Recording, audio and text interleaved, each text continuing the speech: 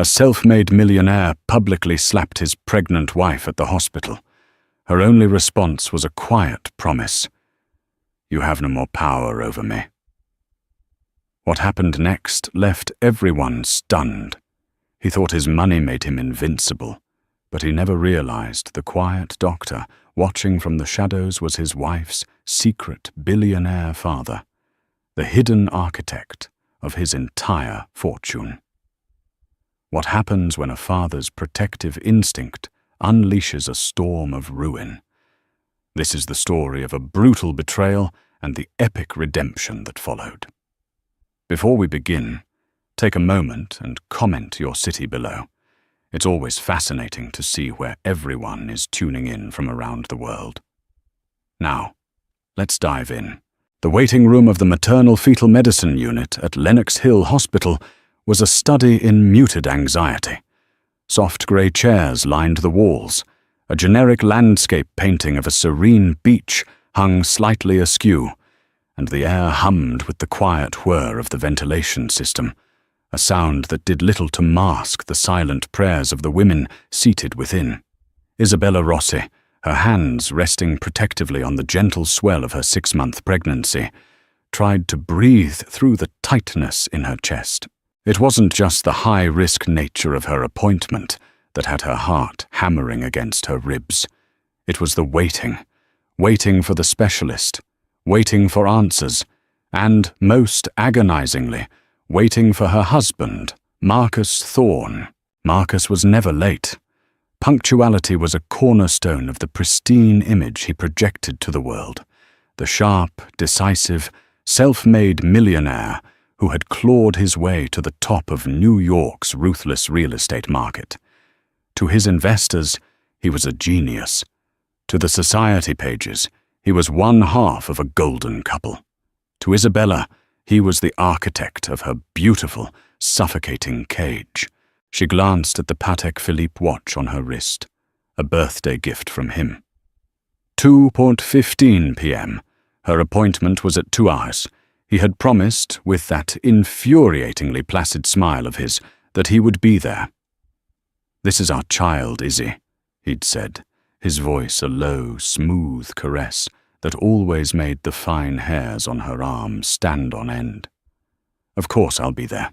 We're a team." But his words, once a source of comfort, had long since become another set of bars in her enclosure. A team, to Marcus, meant she was a supporting player in the grand production of his life.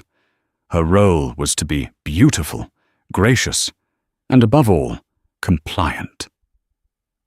This pregnancy, their joint project, was meant to be the crowning achievement, the final accessory to complete the picture of his success. A legacy. The problem was, the project had hit a snag. A routine ultrasound had revealed a potential complication, an issue with the placenta. The obstetrician had used calm, measured tones, but the referral to a top specialist had sent a jolt of pure terror through Isabella.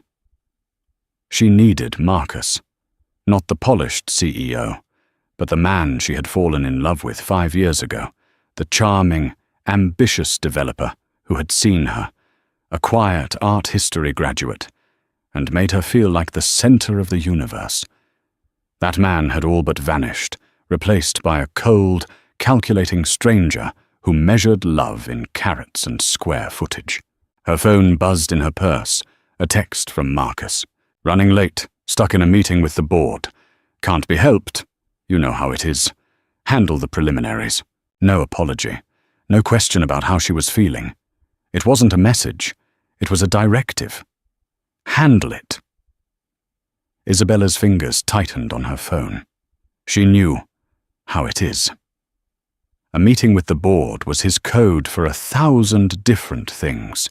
A long lunch, a round of golf, a schmoozing session that was always more important than whatever she needed. He had conditioned her to accept it, to nod and smile, and never question the hierarchy of his priorities.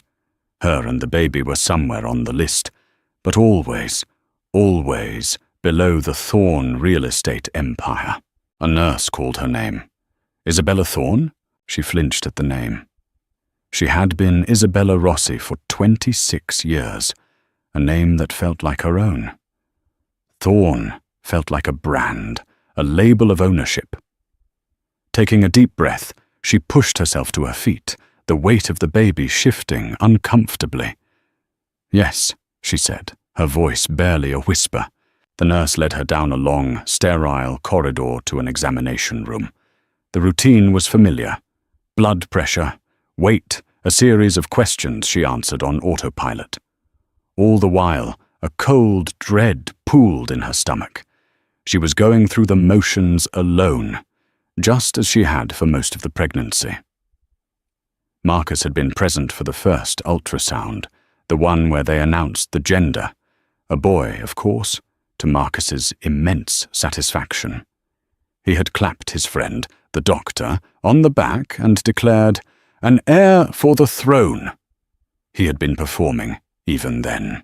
"Dr. Vance will be with you in a moment," the nurse said, with a kind, professional smile, before closing the door, leaving Isabella alone with the crinkling paper on the examination table and the frantic beating of her own heart. She stared at the blank white walls, her reflection a pale, worried ghost in the polished chrome of a medical instrument stand.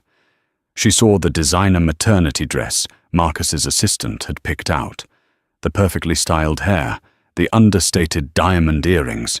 She looked the part, Mrs. Marcus Thorne, but inside she was unraveling. The pregnancy had changed everything. It was no longer just her own unhappiness she had to consider. A child was coming into this world, a world curated and controlled by Marcus. What kind of mother would she be if she couldn't even stand up to her own husband? If she let him treat this baby as another acquisition? The door opened, and a man who was not Marcus entered. He was older, perhaps in his early 60s, with a calm, reassuring demeanor. He had kind, intelligent eyes the color of faded denim, framed by laugh lines, and a head of thick, silver hair. He wore simple blue scrubs, a stethoscope draped around his neck. He wasn't what she expected from a world-renowned specialist. He looked less like a high-powered Manhattan doctor and more like a small-town physician. "Mrs. Thorne," he said, his voice gentle. "I'm Dr. Alistair Vance. I'm sorry to have kept you waiting." He didn't offer a handshake, just a warm, empathetic smile as he took a seat on the stool opposite her.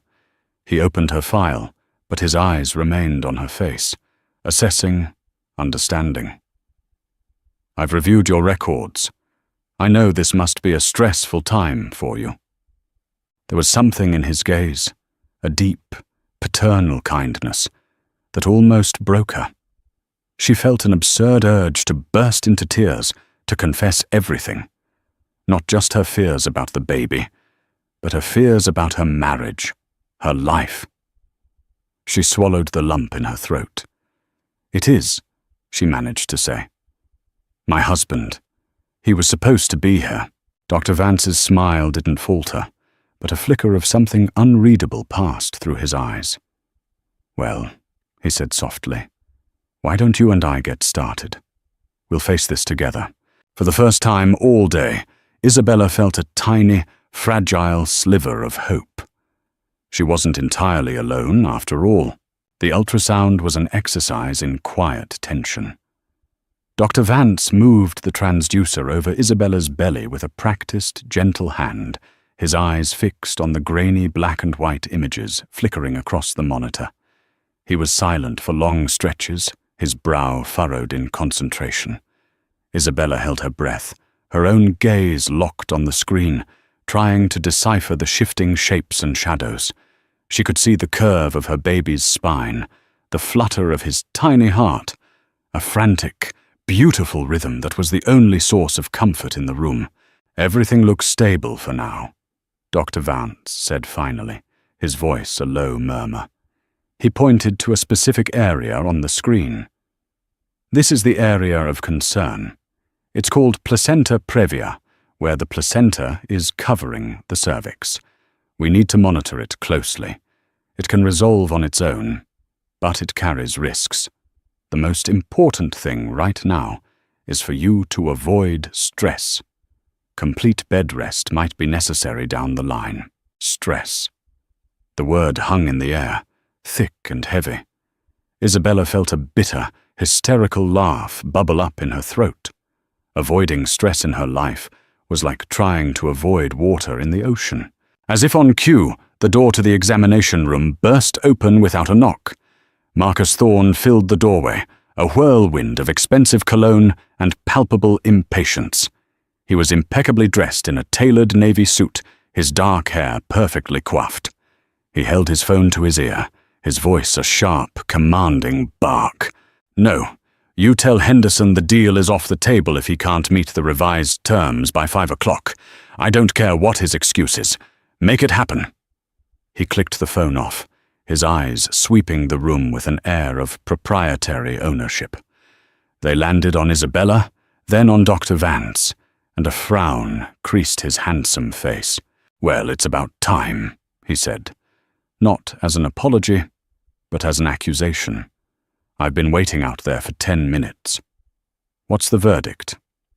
He didn't address Dr. Vance directly, instead looking at Isabella as if the doctor were a mere technician. Dr. Vance slowly wiped the gel from the transducer, his movements calm and deliberate, a stark contrast to Marcus's coiled energy. "Mr. Thorne," he said, his tone even, "I was just explaining to your wife that we've identified a condition called placenta previa. It requires careful monitoring." Marcus waved a dismissive hand. "Placenta what? Just fix it. That's what I pay for. The best! I was assured you were the best." He walked over to Isabella, but he didn't touch her. He looked down at her, his expression a mixture of annoyance and disappointment, as if she were a faulty piece of merchandise. "Isabella, did you hear that? You need to be more careful. All this emotional nonsense isn't good for the baby." "My son." The possessive pronoun struck Isabella like a physical blow. "My son. Not our son." "Marcus, the doctor said I need to avoid stress," she said, her voice trembling slightly. She hated how weak she sounded, how pleading. "Then stop being stressed," he retorted, as if it were that simple. "It's a choice. You're being dramatic. We have the gala for the Children's Foundation on Friday. You can't possibly be on bed rest.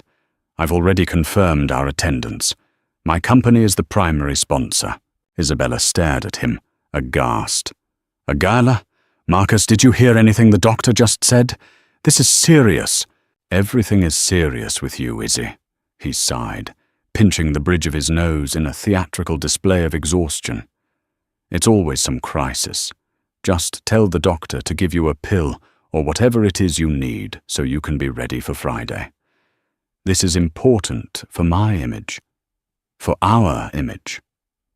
Dr. Vance quietly cleared his throat, drawing Marcus's irritated gaze.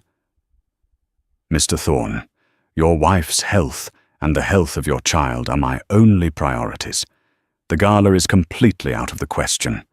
In fact, I'd prefer for her to be admitted for observation for the next 24 hours. Marcus's face darkened.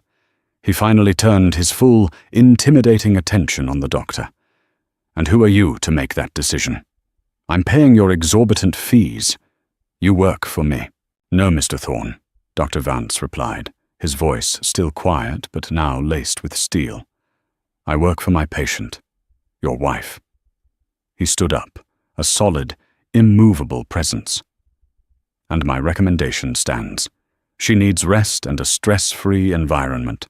Immediately." The challenge, quiet as it was unmistakable. Marcus was not a man who took well to being challenged.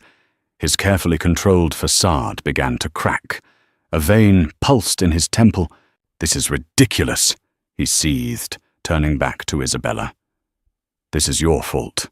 You're always so fragile, so needy. I have an empire to run, and I have to come down here to listen to this nonsense because you can't handle a simple pregnancy." "Marcus, please," Isabella begged, tears welling in her eyes. "Not here." Her plea was the spark that lit the fuse. The public setting, the doctor's defiance, her tears. It was all a direct affront to his authority, to his control. "Don't you, Marcus, please me," he snarled, his voice dropping to a menacing whisper that was somehow louder than a shout. He leaned down, his face inches from hers. "You will not embarrass me. You will pull yourself together. You will walk out of this hospital, and you will be smiling on my arm on Friday night. Do you understand me?" "No," she whispered, a single tear tracing a path down her cheek. It was a small word, but it was an act of rebellion she hadn't dared to commit in years. And that's when it happened. Marcus's hand moved in a blur. The sound was a sharp, ugly crack that echoed in the small, sterile room. Isabella's head snapped to the side, the sting on her cheek instantaneous and shocking. A collective gasp came from the hallway, where nurses and other patients had paused, drawn by the argument. The world seemed to slow down. The hum of the hospital equipment faded. All Isabella could feel was the burning on her skin and the profound, soul-crushing weight of her humiliation. He had done it, in public, in front of a doctor. He had finally shown the world the monster he kept hidden behind closed doors. She slowly turned her head back, her eyes meeting his. She saw no remorse in them, only cold, reptilian fury. But then, another figure moved into her line of sight. Dr. Vance had stepped between them, shielding her from Marcus. He hadn't raised his voice, he hadn't moved quickly, but his presence was suddenly immense, a wall of quiet, unshakable authority. "Get out," Dr. Vance said. His voice was dangerously soft, a quiet rumble that promised a storm. "Get out of my hospital. Now." Marcus, momentarily stunned by his own actions, blinked. He looked from the doctor's implacable face to the horrified stares of the people in the hallway. For the first time, a flicker of panic entered his eyes. The facade was not just cracked, it was shattered. The silence that followed the slap was a living thing, thick and suffocating. It was broken only by Isabella's ragged, indrawn breath. The sting on her cheek was blossoming into a hot, throbbing ache, a physical manifestation of the shame that was flooding her system. Her hand rose instinctively to her face, her fingers trembling as they ghosted over the inflamed skin. Marcus stood frozen for a moment, his chest heaving. The shock of his own action seemed to reverberate through him. His eyes darted around, taking in the scene. The open door, the stunned faces of the nurses in the hallway, Isabella's tear-streaked face, and the doctor who stood between them like a granite statue. The mask of the charming millionaire was gone, replaced by the raw, ugly face of a bully caught in the act. He tried to recover, to reassert the control that was so vital to his existence. He straightened his tie, a gesture of normalcy that was utterly absurd in the charged atmosphere. "This is a private matter," he said, his voice tight and strained. He directed his words at Dr. Vance, but his eyes were on the audience in the hall. "My wife is overwrought. She's not herself." Dr. Vance didn't move. He didn't even blink. He remained positioned squarely in front of Isabella, a human shield. "Assaulting a pregnant woman is not a private matter, Mr. Thorne," he stated, his voice devoid of emotion, which made it all the more chilling. "It's a crime, and you did it in my hospital, in front of my staff." He turned his head slightly. "Nurse Jennings, please call security." A nurse in the hallway, a woman with wide, horrified eyes, nodded jerkily and fumbled for her phone. Panic flared in Marcus's eyes. Security. A scene. This was a public relations nightmare, a catastrophe that could unravel the pristine image he had spent a decade building. "Now let's not be hasty," he said, attempting a placating tone that sounded grotesque after his violence. "There's no need for security. It was a misunderstanding, a family squabble." He tried to step around Dr. Vance to get to Isabella. "Izzy, honey, tell the doctor it's okay. Tell him we're fine. Isabella shrank back on the examination table, pulling away from the sound of his voice, from the very thought of his touch. The endearment, honey, felt like acid on her raw nerves. She couldn't speak. She could only shake her head, a small, desperate movement. Dr. Vance took a half step, blocking Marcus's path. "You will not go near her," he commanded. The softness was gone from his voice, replaced by an absolute, non-negotiable authority that seemed to emanate from his very core. "You have done enough damage for one day." Marcus, for the first time in his adult life, found himself facing an immovable object. He was used to people cowering. He was used to his money, his power, his sheer force of will bending the world to his desires. This quiet, unassuming doctor in scrubs was not bending. He was not intimidated. He was not impressed. "Do you have any idea who I am?" Marcus hissed, falling back on his last and most trusted weapon, his own perceived importance. "I could buy this entire hospital wing and have you fired by morning. I am Marcus Thorne." He said the name as if it were an incantation, a spell that should make all obstacles crumble. Dr. Vance looked at him, truly looked at him, and for the first time, Isabella saw something other than calm professionalism in the doctor's eyes. It was a profound, almost pitying contempt. "I know exactly who you are, Mr. Thorne," Dr. Vance said, his voice low and steady. "You're a man who strikes his pregnant wife. In my book, that makes you nothing." The insult, delivered so calmly, was more effective than any shout. It struck Marcus at his core, at the fragile ego that lay beneath the bluster. His face contorted with rage. "You're finished," Marcus spat.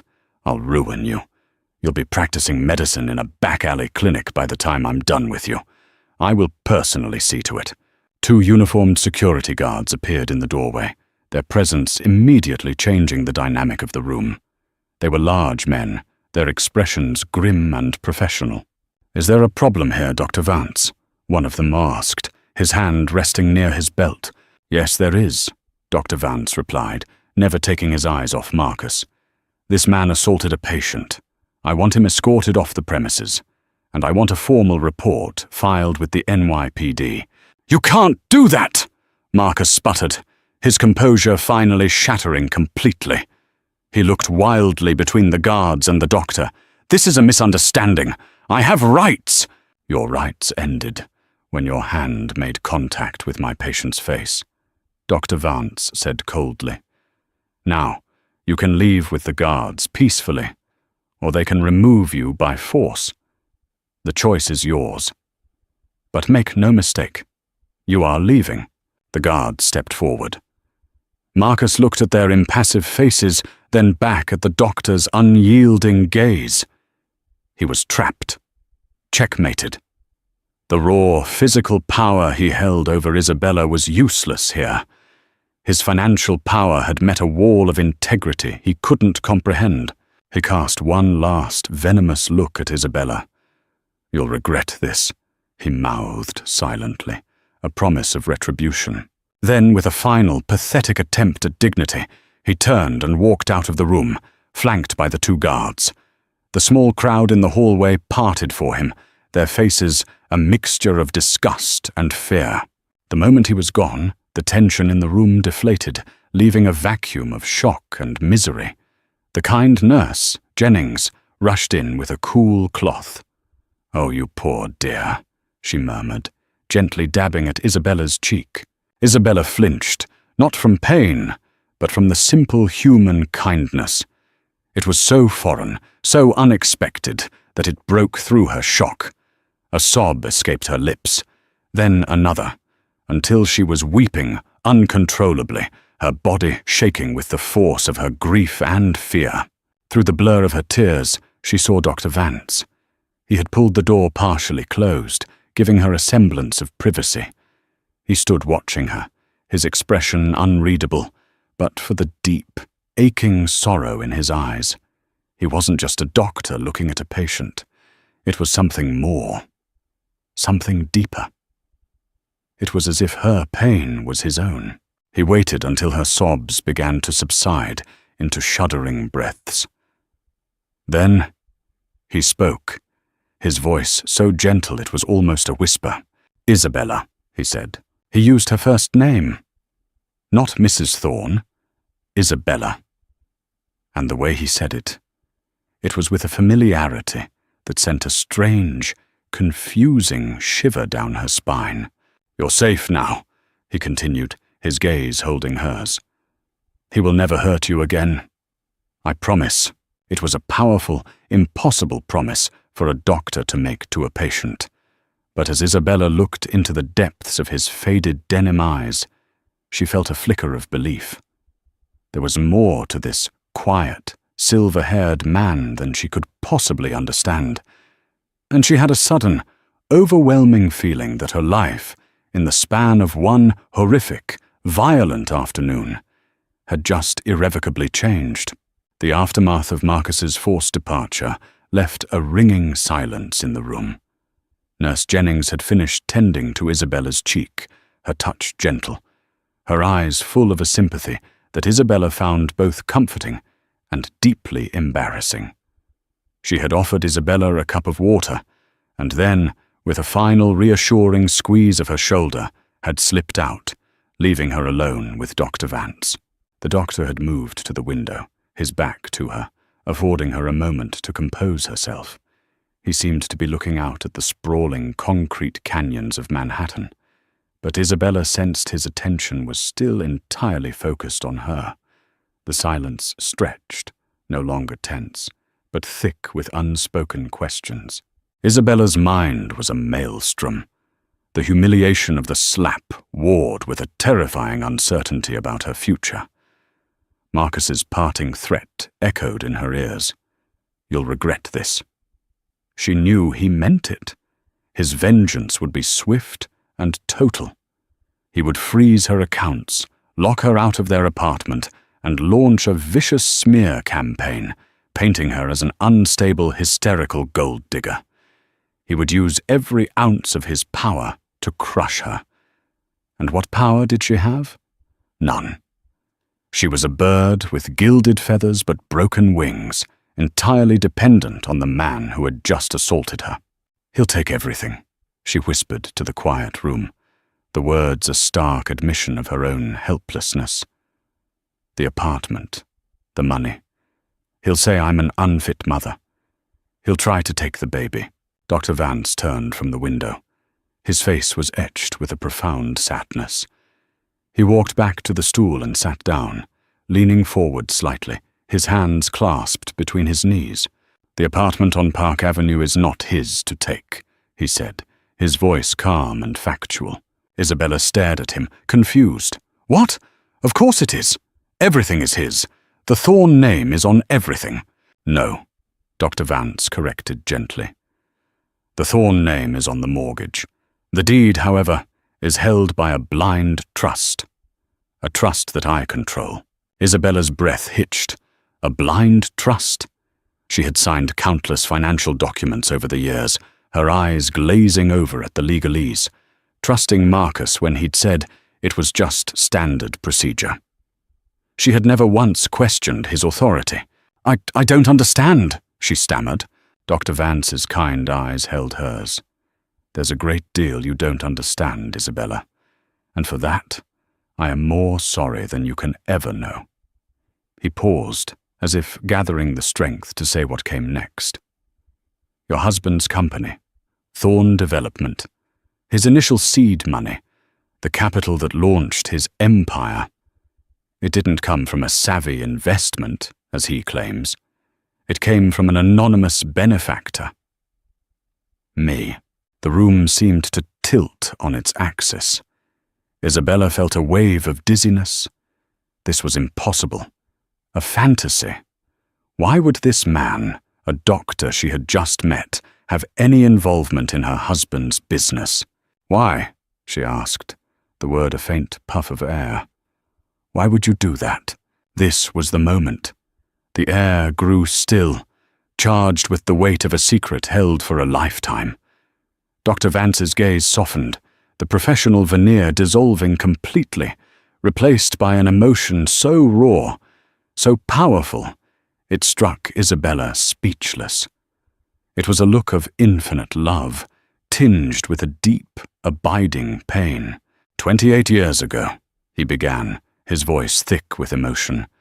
A brilliant, beautiful young artist named Sophia Rossi fell in love with a medical student who had nothing to offer her but his heart. They were married. They were ecstatically happy. A year later, she gave birth to a beautiful baby girl. He swallowed hard, his eyes glistening. Sophia had a congenital heart condition, something we thought was manageable. But the strain of childbirth was too much. She died just a few days after the baby was born. Her last wish was that her daughter be kept safe, away from the world that had taken her so young. Isabella's heart began to pound, a frantic, painful rhythm against her ribs. Sophia Rossi, her mother, the mother she'd never known, who had died when she was an infant. She had been raised by her maternal grandparents, who had told her that her father, overwhelmed with grief, had relinquished his rights and disappeared. The medical student, Dr. Vance continued, his voice cracking. He was devastated. He blamed himself, but he was also the son of a very, very wealthy man. A man whose world was filled with danger, with rivals, with people who would not hesitate to use a child as leverage. To honor his wife's last wish, to keep his daughter safe, he made the hardest decision of his life. He let her grandparents raise her, believing he had abandoned them.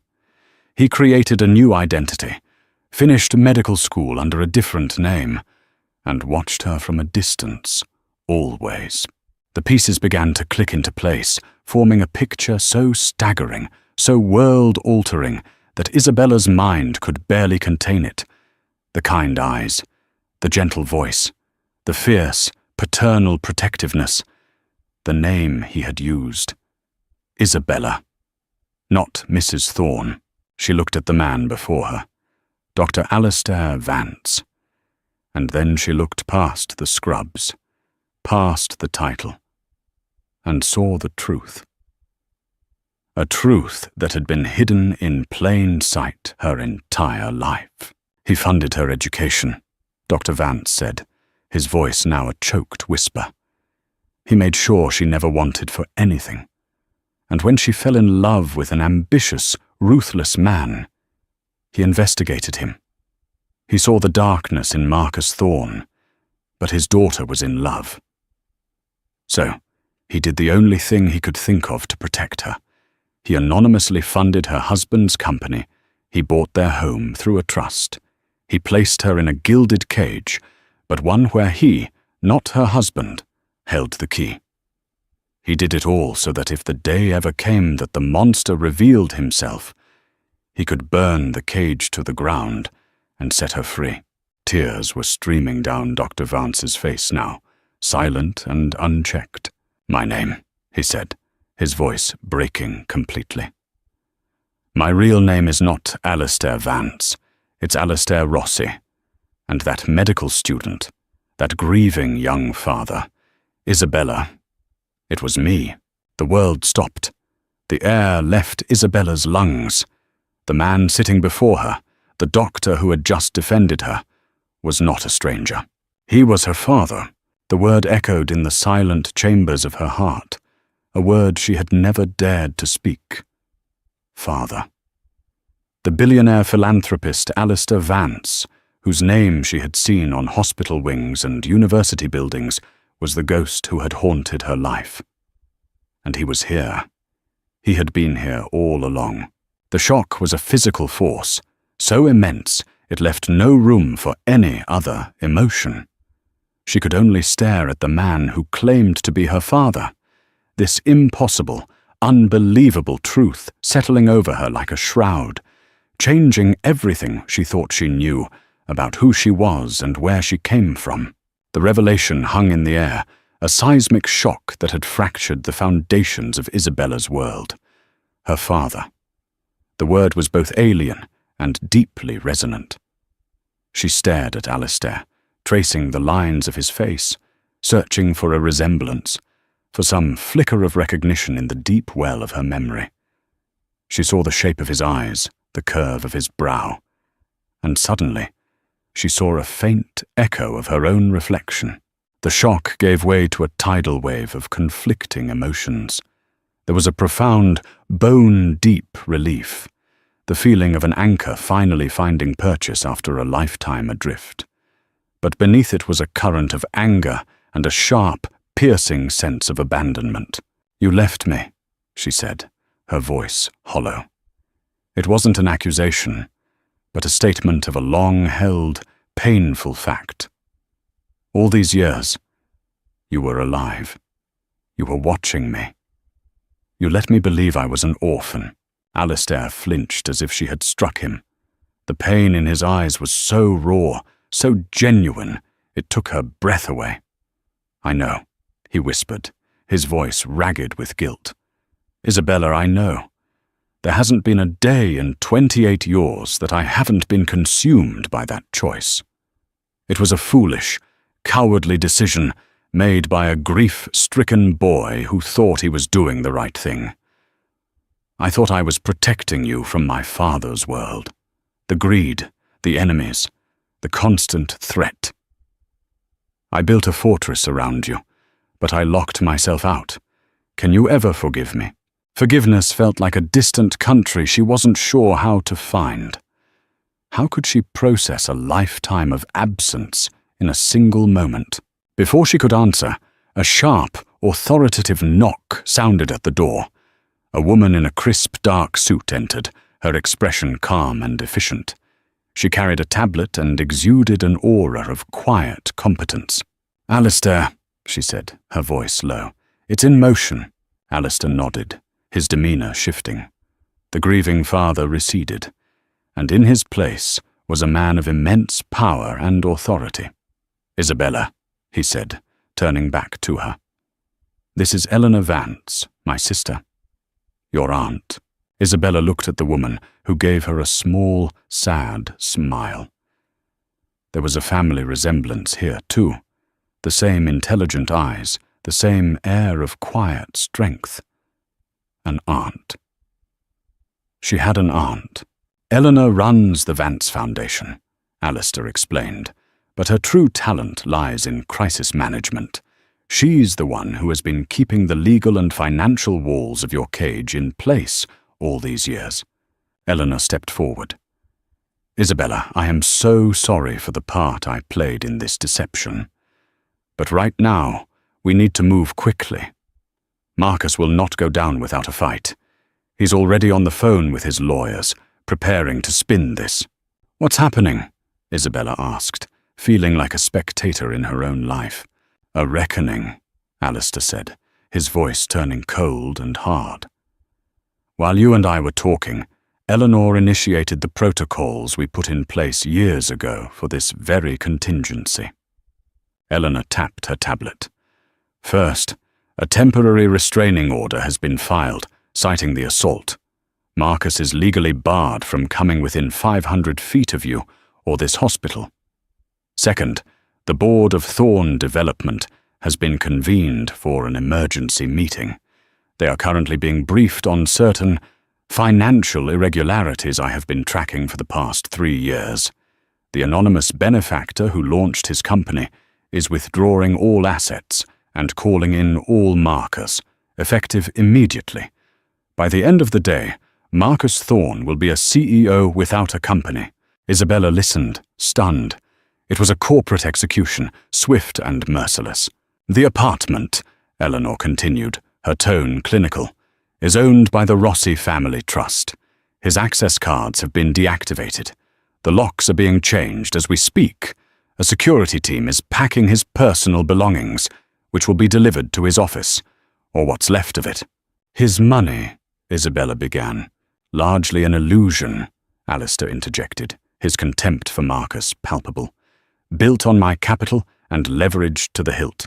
The credit lines he used to fund his extravagant lifestyle are being frozen. The accounts you shared have been firewalled. A new private account has been opened in your name, Isabella Rossi, with a balance that will ensure you and your son will never want for anything. It was overwhelming. The intricate, invisible web of control Marcus had woven around her was being systematically dismantled in a matter of hours by a far greater, far more patient power.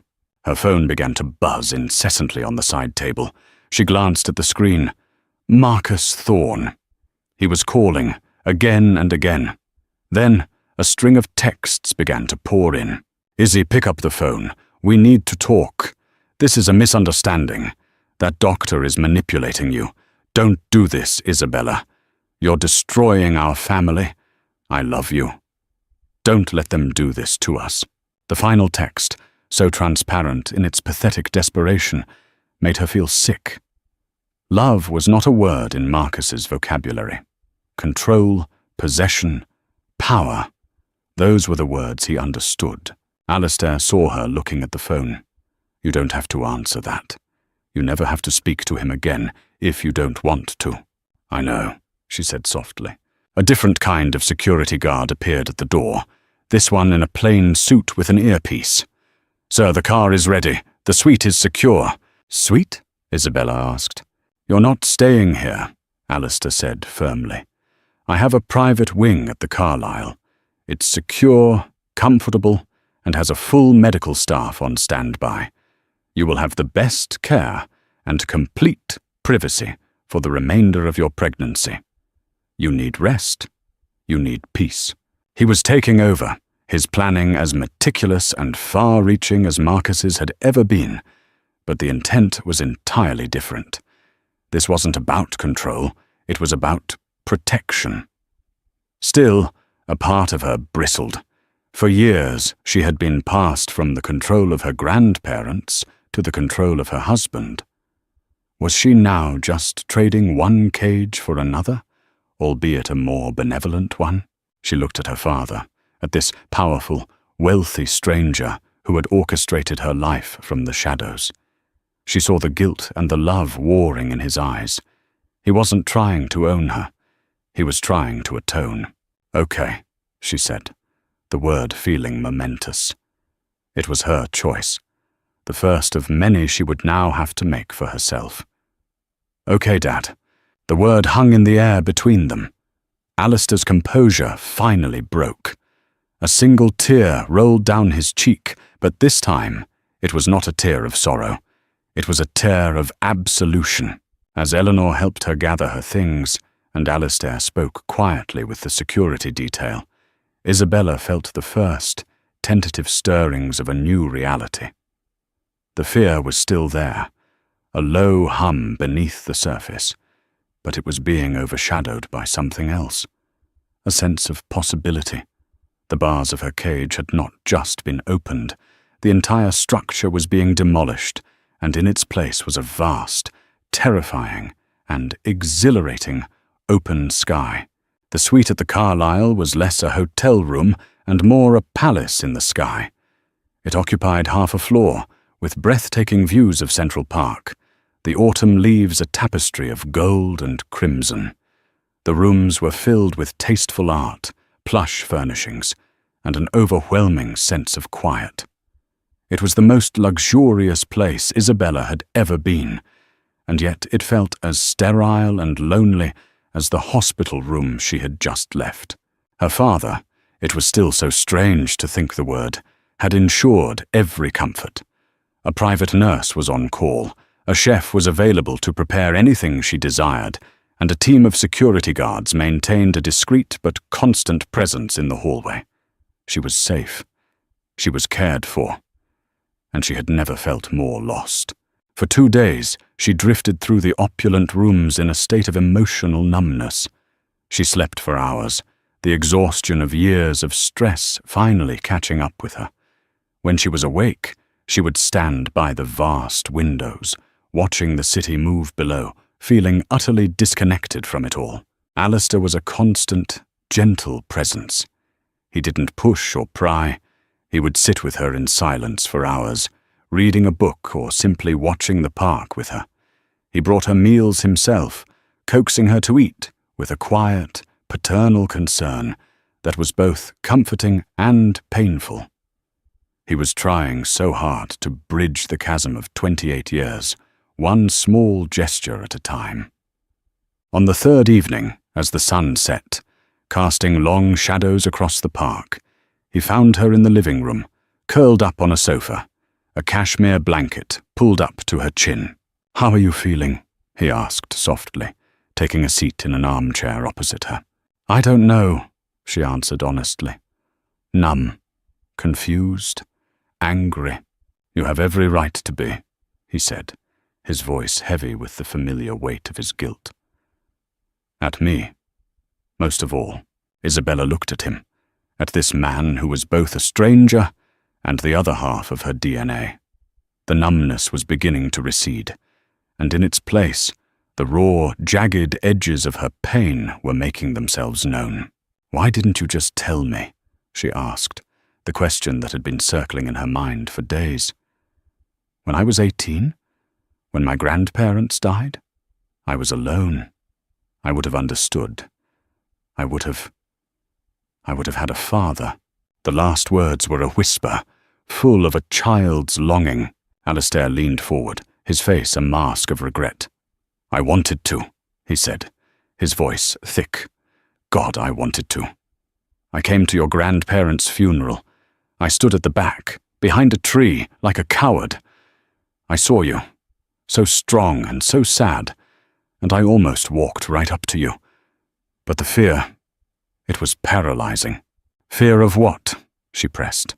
"Your father was gone by then, wasn't he? The dangers of his world?" "Some of them," he admitted. "My father left a complicated legacy. Enemies who held grudges. But the truth is, the biggest fear wasn't for your safety anymore. It was of your rejection. I had built this narrative in my head that I was a monster who had abandoned his child. How could I possibly show up after 18 years of silence and expect you to welcome me? What right did I have to disrupt your life, to inflict my own baggage on you? So I did nothing.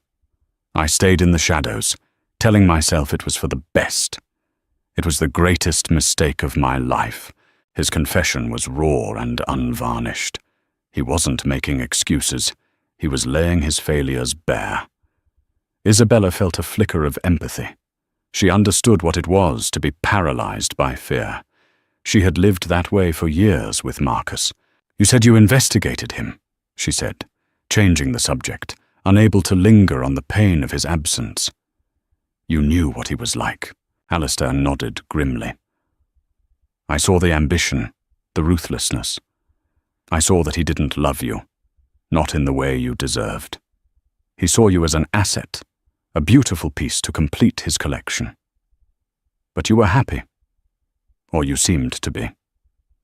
You were smiling, you were in love with the idea of him, and I didn't have the right to take that away from you. I thought my money could be a shield. I thought by controlling his finances, I could control him, keep his worst impulses in check. I was wrong. I underestimated the depths of his cruelty. You couldn't have known he would." She couldn't finish the sentence, her hand unconsciously drifting to her cheek. "No," Alistair said, his voice hardening. "But I should have.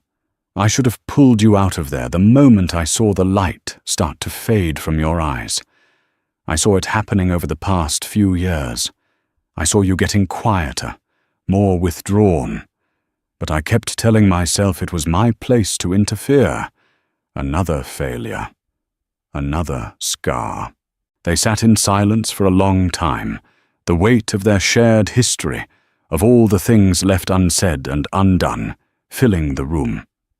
The city lights began to twinkle on, a diamond spray against the velvet dark. Finally, Isabella spoke. "My grandparents, did they know?" "They knew I was alive," he said. "They didn't know the details of my life, or who I had become. It was part of the arrangement. They agreed it was best for you to have a simple, normal life. They loved you, Isabella. More than anything, they did what they thought was right. It was another piece of the puzzle, another layer to the story of her life. It wasn't a simple story of abandonment. It was a complex tapestry of love, grief, fear, and misguided protection. Nothing was black and white. "I need to see him," Isabella said suddenly, the thought crystallizing in her mind with absolute clarity. Alistair looked alarmed. "Marcus, absolutely not. It's not safe." "No," she said, shaking her head. "Not to go back to him. I need to face him. One last time. On my terms. I can't let the last memory I have of him be of him slapping me in that hospital. I can't let him have that power." She saw the fear in her father's eyes, the instinct to wrap her in cotton wool and hide her from the world. But she also saw a flicker of understanding, of respect. She was not a fragile doll to be protected. She was a woman who needed to reclaim her own strength. "I spent 5 years being silent," Isabella continued, her voice growing stronger, more resolute. "I let him shrink me, make me feel small and worthless. I won't be silent anymore. I need to tell him that he has no power over me. Not anymore." Alistair studied her face, seeing the new steel in her eyes, the resolve in the set of her jaw. He was seeing, perhaps for the first time, the woman his daughter had become, not in spite of her circumstances, but because of them. He was seeing the strength she had inherited from her mother, Sophia. He gave a slow, reluctant nod. "Okay," he said, "on your terms, but not alone. Never alone again." In that moment, a silent understanding passed between them. The chasm of 28 years had not been bridged, not completely, but they had taken the first tentative steps onto the structure. The scars of silence would always be there, but they were no longer gaping wounds. They were a part of their story, a testament to the pain they had endured and the love that had, against all odds, survived. The meeting was set for a neutral location, a private conference room at the law offices of Eleanor Vance's firm in Midtown. It was a space designed for high-stakes negotiation, a fortress of mahogany, leather, and soundproofed glass.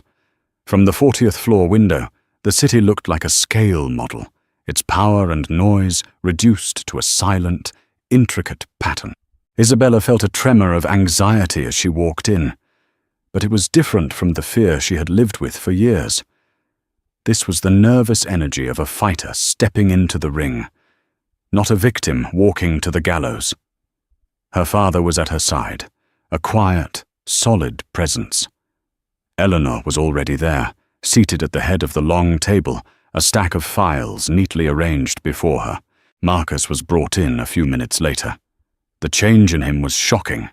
The impeccably tailored suit was slightly rumpled. His face was pale and drawn, with dark circles under his eyes. The arrogant swagger was gone, replaced by a desperate, haunted look. He had aged 5 years in as many days. He looked not like a master of the universe, but like a man who had watched his universe burn to the ground. His eyes found Isabella's immediately. There was a flicker of hope in them, a pathetic belief that he could still manipulate her, that he could somehow reverse the cataclysm that had befallen him. "Izzy," he said, his voice raspy. "Thank God. I knew you'd come to your senses. We can fix this. You just have to tell them to stop." Isabella took her seat opposite him, Alistair and Eleanor flanking her. She didn't speak, just looked at him, her expression calm and unreadable. Her silence unnerved him more than any outburst would have. "This is insane," Marcus continued, his voice rising. He gestured wildly at Alistair. "This man, this ghost, he's destroyed me. My company is in receivership. The board has ousted me. The SEC is launching an investigation. My life is over. All because of a misunderstanding. A misunderstanding? Eleanor's voice cut through his tirade, as sharp and cold as breaking glass. Let's be clear about what has happened, Mr. Thorne. You didn't build an empire. You were the manager of a portfolio that belonged to my brother. You leveraged his assets, took all the credit for the successes, and hid the failures. You called it Thorne development. We called it a long-term character test. You failed. She pushed a file across the table. This is a summary of the forensic accounting investigation. It details years of embezzlement, of diverting corporate funds to personal accounts, of fraudulent expense reports. You weren't just a bad husband, Mr. Thorne. You're a common thief. Marcus stared at the file as if it were a venomous snake. He was speechless. The SEC investigation will likely lead to criminal charges, Eleanor continued relentlessly. Fraud, embezzlement. With your assets frozen, you'll have a hard time affording a decent lawyer. You'll be lucky to avoid a lengthy prison sentence. Marcus's head snapped up, his eyes wide with genuine terror. Prison. The concept was so alien, so impossible, it had clearly never entered his mind. He turned his desperate gaze back to Isabella.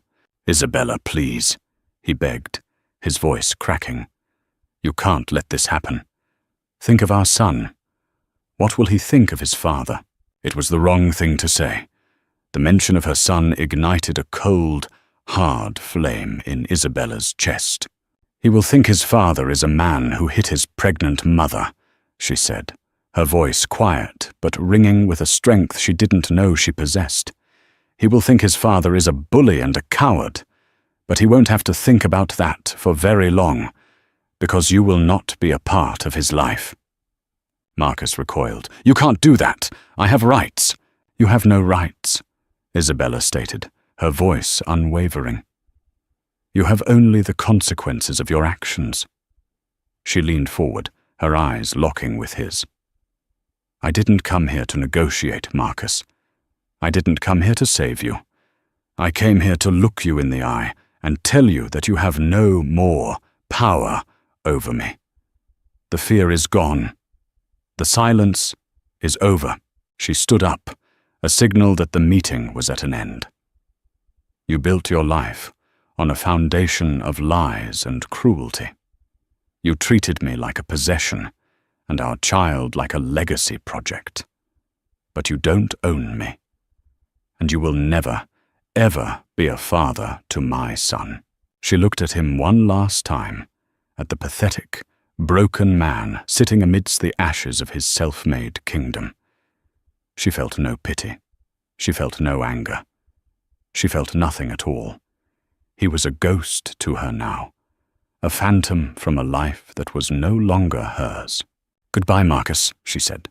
With that, she turned and walked out of the room, her father and her aunt following her. She didn't look back. She walked down the long hallway, past the windows overlooking the city, her head held high. Each step felt lighter than the last, as if she were shedding a heavy, suffocating skin she had worn for years. Behind her, in the silent conference room, Marcus Thorne finally broke. He slumped forward, his head in his hands, and let out a dry, ragged sob.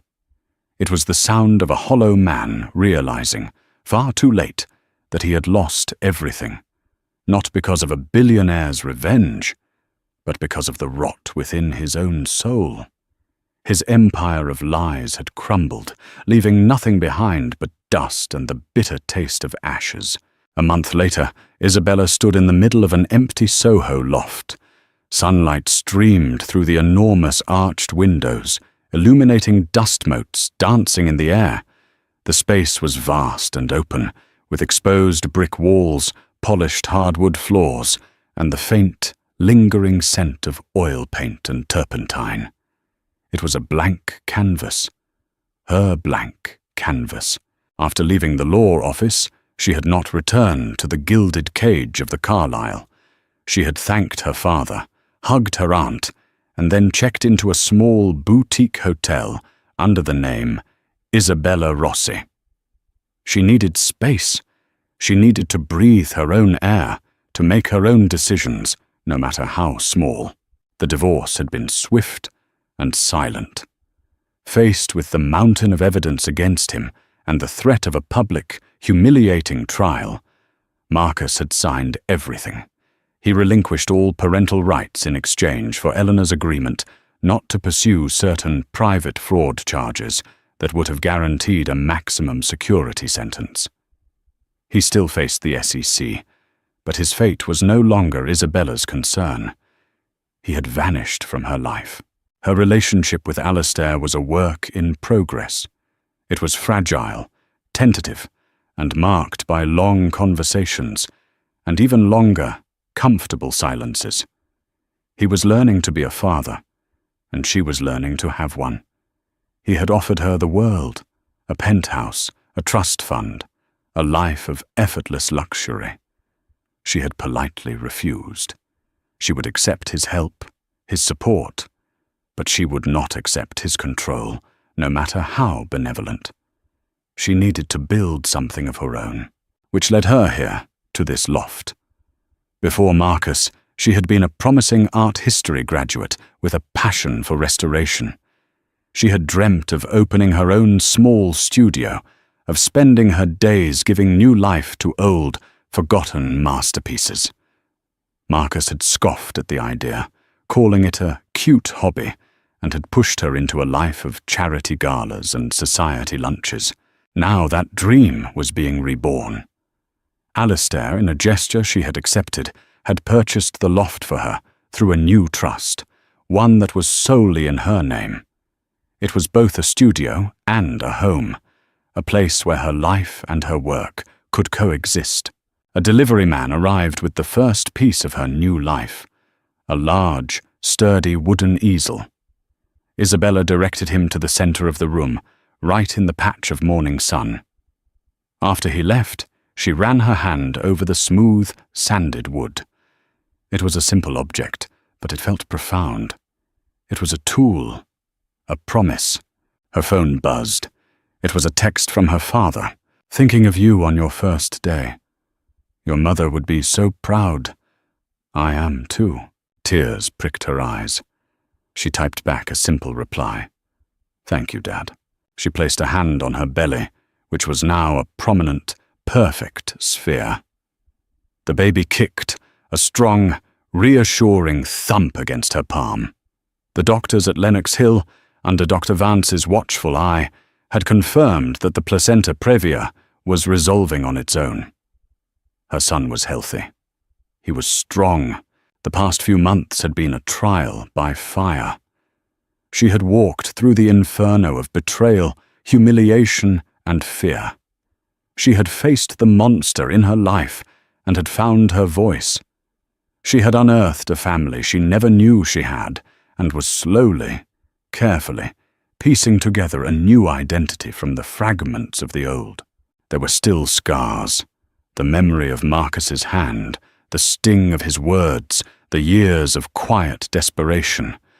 Those things didn't simply vanish, but they no longer defined her. They were a part of her story, a dark chapter that gave the current one its brilliant, hopeful light. She was not just a survivor. She was a restorer, and her first project was herself. Looking around the empty loft, she didn't see a void. She saw potential. She saw a space to be filled with art, with laughter, with the coos of a newborn baby. She saw a future she would build with her own 2 hands. She took a deep, cleansing breath, the sunlight warm on her face. It was the first day of the rest of her life. And for the first time in a very long time, Isabella Rossi felt completely, utterly free. And there you have it, a story of betrayal, hidden secrets, and the incredible strength it takes to reclaim your life. Isabella's journey shows us that sometimes our lowest moments are the catalyst for our greatest transformations. The truth has a way of coming to light, and the power of family, even one that's been broken, can be the ultimate force for justice and healing. If this story of resilience and redemption moved you, please hit that like button, share it with someone who might need to hear it, and don't forget to subscribe to the channel for more powerful, true-to-life emotional stories every week. Your support means the world and allows us to keep bringing these narratives to you. Thank you for watching.